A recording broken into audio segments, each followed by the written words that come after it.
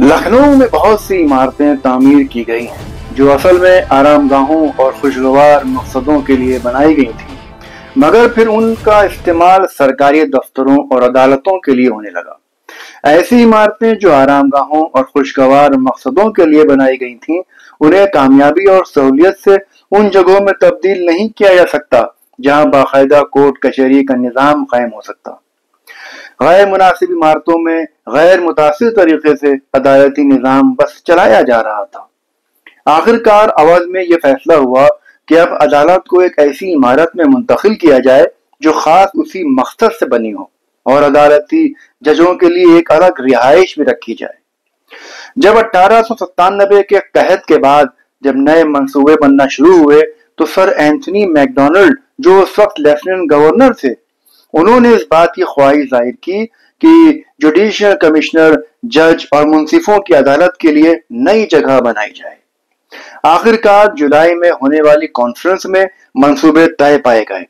जगह का इंतखाब नील रोड के बाएं जानिब खुले मैदान के लिए किया गया, जो कि उस जमाने में टेलीग्राफ ऑफिस से रेजिडेंसी की तरफ जाता है। ये जगह उस वक्त पुरानी इमारतों से घिरी हुई थी, जहां लखोरियों से बनी हुई लोगों की हवेलियां मौजूद थीं। उन सभी इमारतों को गिरा दिया गया था। इस जगह की मिट्टी तामीरी काम के लिए ठीक नहीं थी, इसलिए करीब 12 फीट तक की मिट्टी इस जगह भरी गई थी ताकि बुनियाद मजबूत हो सके, मगर इस वजह से लागत में थोड़ा इजाफा भी हो गया था। ये इमारत 2 हिस्सों में बनाई गई थी। एक में जुडिशियल कमिश्नर की अदालतें थीं और दूसरे में मुंसिफों और छोटे मुकदमात की अदालतें थीं। ऊपरी मंजिल पर मजीद और भी अदालती कमरे थे। 8 फीट चौड़ा ये गलियारा है जिससे कमरे जुड़े हुए हैं। कमरों की छत गुंबदी मेहराब से ढकी हुई है और उसके ऊपर खिड़कियों से रोशनी और हवा का इंतजाम किया गया था। हर अदालती कमरा 40 फीट लंबा, 25 फीट चौड़ा है। हर कमरे के साथ रिटायरिंग रूम और बाथरूम है। इमारत का तर्ज तामीर इस्लामिक है। अंदरूनी हिस्से की दीवार चूने से प्लास्टर की गई थी, बाहर की दीवार चूने से पेंट की गई थी। इमारत को और खूबसूरत बनाने के लिए छज्जे और सजावटी चिंगले शामिल थे। कोशिश ये की गई थी कि इमारत कम से कम खर्च में बने। बिल्डिंग का प्लान तैयार किया था मिस्टर वुड ने, जो कि चीफ इंजीनियर मिस्टर ओडलिंग के पर्सनल असिस्टेंट थे, और जिन लोगों की निगरानी में काम हुआ उनके नाम थे मिस्टर जीके वॉट्स, जो कि सुपरिटेंडिंग इंजीनियर थे। फिर थे मिस्टर मैकडॉवेल, जो कि डिविजनल ऑफिसर थे, और थे मिस्टर एबी गेल, जो कि डिस्ट्रिक्ट इंजीनियर थे, और एक भारतीय इंजीनियर भी थे जिनका नाम था बहल सिंह। ये सब लोग इस बिल्डिंग की तामीर में शामिल थे।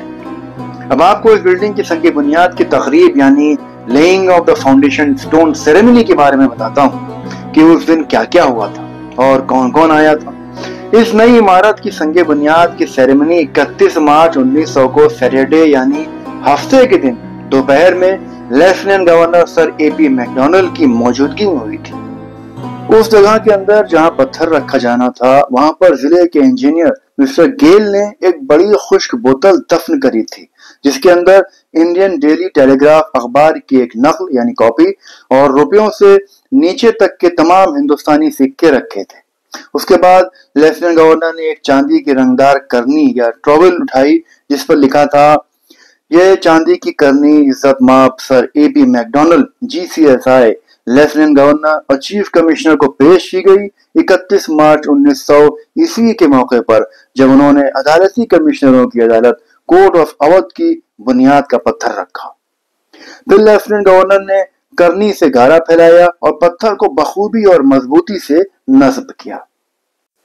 आज अवध बार एसोसिएशन को 125 साल हो गए, यानी 1900 में इस बिल्डिंग की तामीर शुरू हुई और 1902 में तामीर मुकम्मल हुई, मगर अवध बार एसोसिएशन की स्थापना 1901 में ही हो गई थी।